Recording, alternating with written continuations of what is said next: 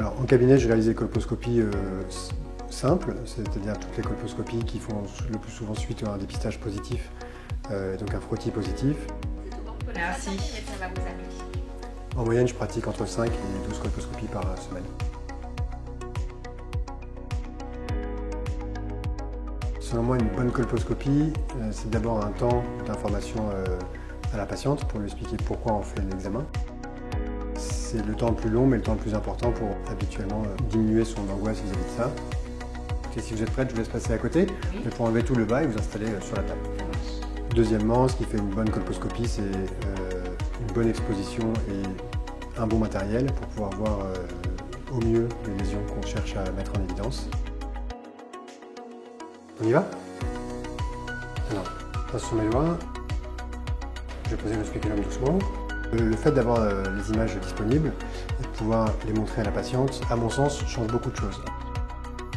Ce qui est intéressant en colposcopie, c'est la pédagogie, c'est de leur expliquer ce qu'on fait et pourquoi on le fait. Et donc là, on peut le faire en live et de leur montrer ce qui nous intéresse.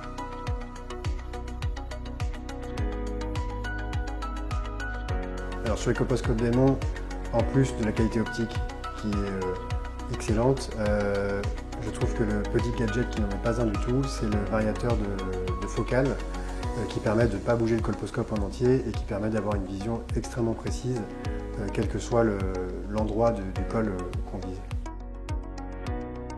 Ok, je vous dis quand je fais la biopsie. Alors, ça va tirer un petit peu, je vous dis maintenant. Ça va?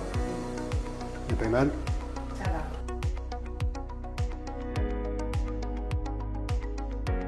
Jusqu'aujourd'hui, on utilise des schémas en colposcopie.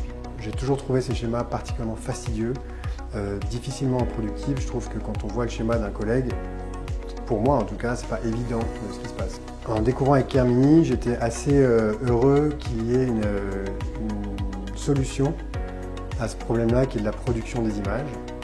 En 2025, c'est incontournable de produire des images et qu'elles soient reproductibles. Dans la production des comptes rendus, il y a aussi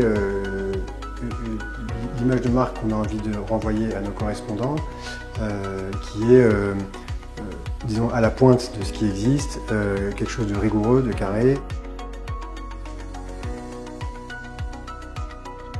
C'est de ne pas hésiter à investir sérieusement dans le matériel qu'ils vont utiliser, parce que c'est très important d'avoir un matériel de qualité, à la pointe, qui va vous permettre de bien voir, et de bien faire les prélèvements et d'être à l'aise. Je vous tiens au courant dans 15 jours. Yep. Ok ?